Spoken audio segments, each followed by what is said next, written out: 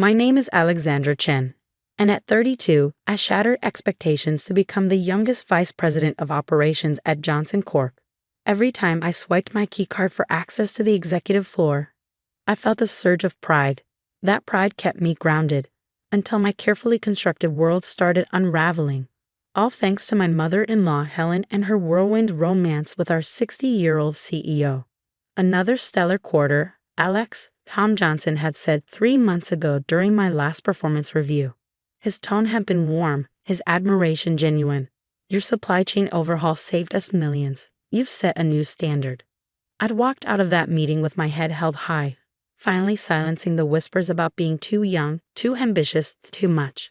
Fast forward to now, I'm standing in a Singh office, but this time, Tom isn't alone.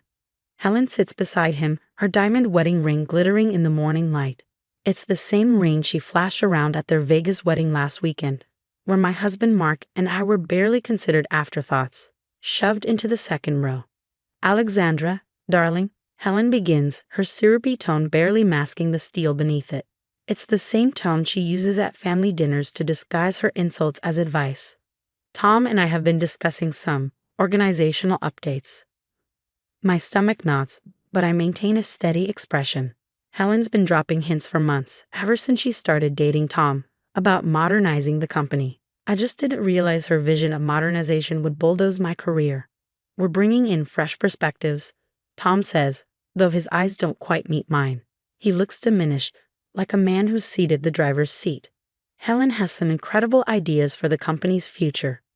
Before I can respond, the door opens. My sister-in-law Melissa strides in, her designer suit still sporting the tags at her wrist. She's been chronically unemployed since dropping out of her MBA program 2 years ago, spending her time building a lackluster lifestyle blog.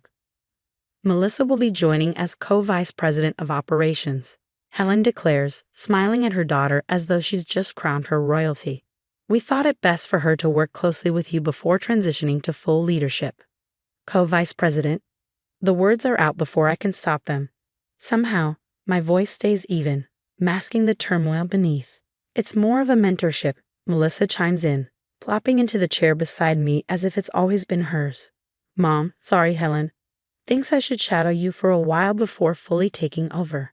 You've done such a great job laying the groundwork. Taking over completely. The phrase lands like a punch.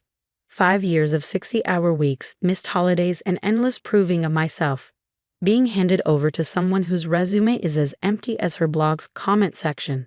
After all, we're family, Helen cuts in with a pointed smile. And family helps family, don't they? I've heard that phrase too many times before.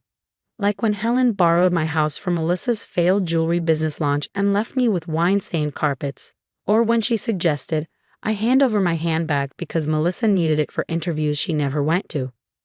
I take a deep breath, forcing my hands to unclench. When does this transition begin? Today. Melissa chirps, pulling out a rose gold laptop like she's about to revolutionize corporate strategy. I already have ideas. The supply chain stuff is so boring. We should focus on social media. Maybe start a company TikTok. Tom flinches slightly, but Helen's hand on his arm silences him. We're counting on you to help Melissa acclimate, she says, her tone making it clear this isn't a request. I rise, smoothing my skirt. If you'll excuse me, I have a supplier meeting in 5 minutes. Perfect. Melissa springs up, trailing me out of the office. I'll come with you. Shadowing starts now. As we walk down the hall, her voice droning on about hashtags and influencers, I catch my reflection in the glass walls. Polished, professional, resilient, the woman I worked so hard to become. But behind me, Helen's smug satisfaction gleams like a victory flag. They think I'll just roll over. They think I'll let them take everything I've built. They have no idea who they're dealing with. The supplier meeting was a disaster. I sat silently, my jaw clenched as Melissa derailed our largest vendor's presentation with questions about their social media aesthetic and whether they considered doing unboxing videos. Mr. Chen, our most reliable supplier and a partner I'd worked with for 3 years to streamline our Asian manufacturing operations, kept throwing me uneasy glances. Perhaps we should return to the key 3 projections, I interjected, trying to salvage the meeting, but Melissa cut me off. Actually, I have a great idea, she chirped, twirling a strand of hair. Why don't we ditch all these big suppliers and move production to those cute little artisans I follow on Instagram? Think of the content. After the meeting, Mr. Chen pulled me aside. Ms. Chen, he said quietly, his face clouded with concern. Is everything all right? These changes seem unusual. I forced a smile, swallowing my frustration. Just a temporary adjustment.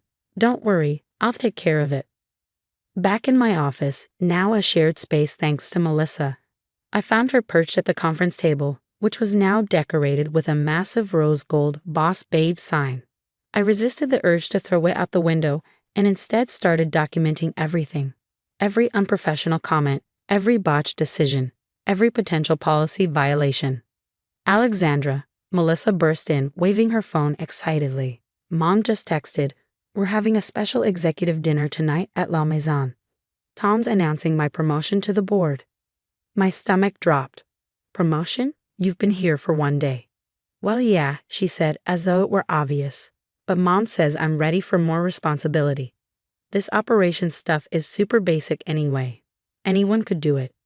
I thought of the years I'd spent getting my MBA while working full-time, the sleepless nights spent fine-tuning supply chain models, and the painstaking relationships I'd built with our suppliers.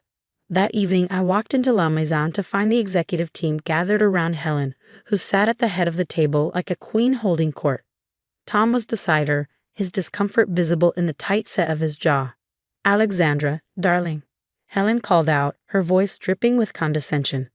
"We were just talking about Melissa's brilliant idea to restructure our supply chain. Isn't she remarkable?" I kept my tone even. "Restructure?" I wasn't aware of any plans to restructure.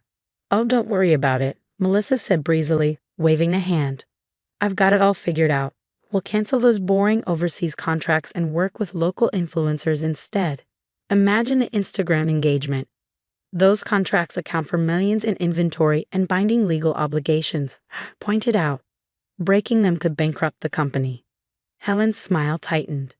"Now, Alexandra, don't be difficult. Melissa's ideas are fresh and forward-thinking. Sometimes the old ways need to change."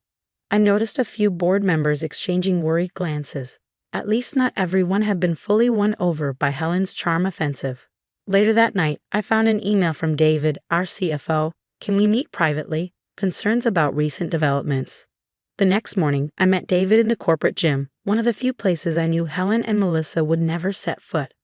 "This is bad, Alex," he said, wiping sweat from his brow between sets. "Helen's already pushed through changes without board approval. Melissa's overseeing 3 major accounts, and today's trading numbers look troubling." I showed him my growing stack of documentation. "This isn't just about me anymore. They're jeopardizing the company's future. Keep gathering evidence," David advised. "But watch your back." Sarah from legal tried to push back on the contract violations. She was fired this morning.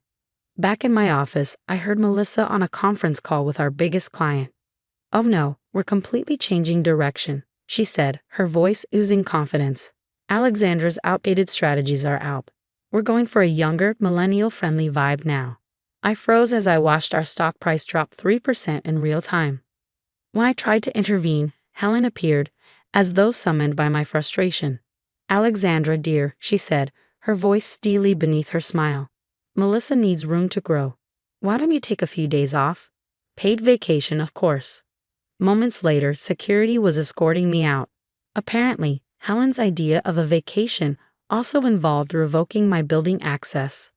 As I sat in my car, staring at my cracked phone screen, a message from Mark popped up. "Mom says you're causing problems at work. Why can't you just support Melissa?" I gripped the phone so tightly it cracked further. Fine. They wanted me out of the way. They thought I'd just roll over and let them destroy everything I built.